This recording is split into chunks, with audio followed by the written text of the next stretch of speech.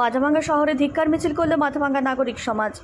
এদিন নাগরিক সমাজের ব্যানারে মিছিলটি শহর পরিক্রমা করে। এরপর চৌপতিতে পথসভা অনুষ্ঠিত হয়। প্রসঙ্গত বুধবার রাতে নাগরিক সমাজের কর্মসূচিতে হামলা করার অভিযোগ উঠেছিল। এর প্রতিবাদে আজ ধিক্কার মিছিল পথসভা করে নাগরিক সমাজ। কতদিন হয়? প্রায় 27 দিনের মতো হয় বোধ হয়। হ্যাঁ, 26-27 দিনের মতো। তার কোনো হেলদোল নেই।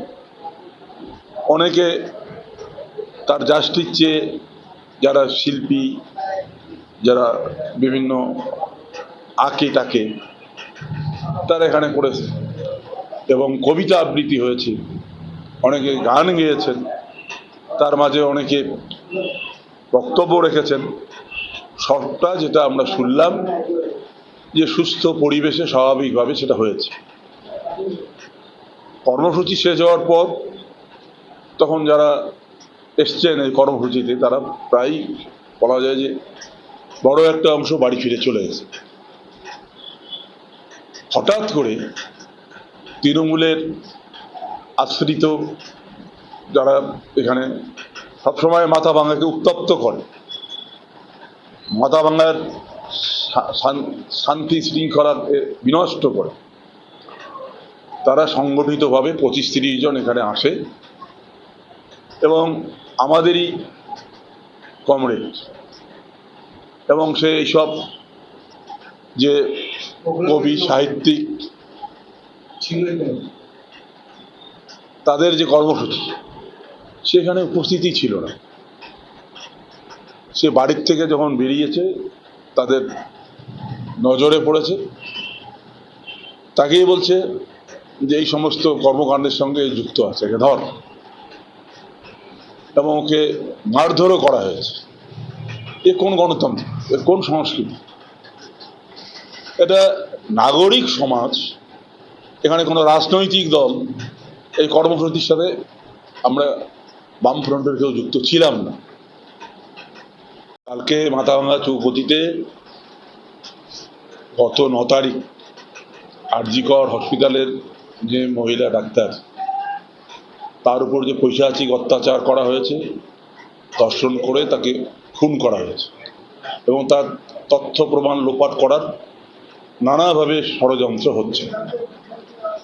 তার বিচারের দাবিতে শুধু আমাদের জেলা, আমাদের রাজ্য, আমাদের দেশ এর মধ্যে সীমাবদ্ধ নেই, পৃথিবীর বিভিন্ন রাষ্ট্রে এর জাস্টিস চাই, এটাই মূল দাবিকে নিয়ে মানুষ আন্দোলনে সামিল হয়েছে।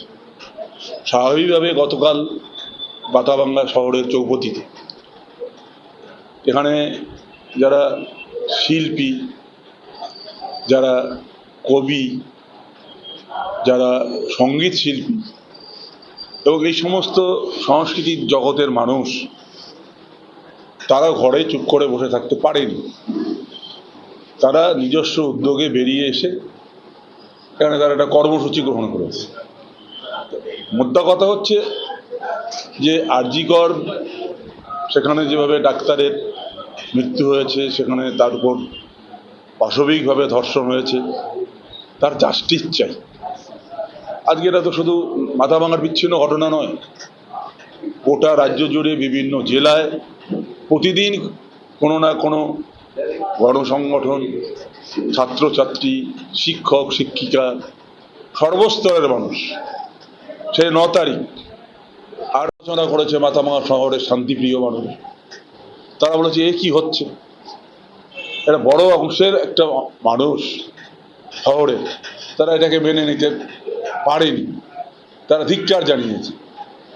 যে জিনিস তো এর আগে কখনো ঘটেনি। প্রত্যেকের গণতান্ত্রিক অধিকার আছে তাদের স্বাধীনভাবে মত প্রকাশ করবার, তাহলে এটা কেন করা হয়? এবং ওকে যারা মেরেছে এটাকে তো মেনে নেওয়া যায় না। স্বাভাবিকভাবে সে থানায় এফআইআর করেছে। এটা শুনলাম যে পুলিশ 3 জনকে গ্রেপ্তার করেছে, কিন্তু 3 জন তো মারেনি, তাহলে আরো অপরাধী আছে। ওই একই ঘটনা, আর.জি. করের ঘটনা, ওখানে কি শুধু সঞ্জয় রায় সিভিক্স ভলেন্টিয়ার, সে একই ঘটনা সংঘটিত করেছে? তার মাথার উপরে তো অনেক বড় বড় মাথা আছে, এবং একটা সিভিক্স ভলেন্টিয়ার সে পুলিশের টহল দেওয়া গাড়িতে ঘুরে বেড়ায়, কি করে বেড়ায়? তার রাইট আছে? এবং সেখানে পুলিশদের ব্যারাকে থাকে সেই মানুষ যারা তৃণমূলের আশ্রয়ে প্রশ্রয়ে থাকে সর্বত্র আছে আমাদের রাজ্যে, তারাই এখানে ঘটনা ঘটিয়েছে। স্বাভাবিকভাবেই মাথাভাঙ্গার নাগরিকরা এই ঘটনাকে তারা মেনে নিতে পারেনি।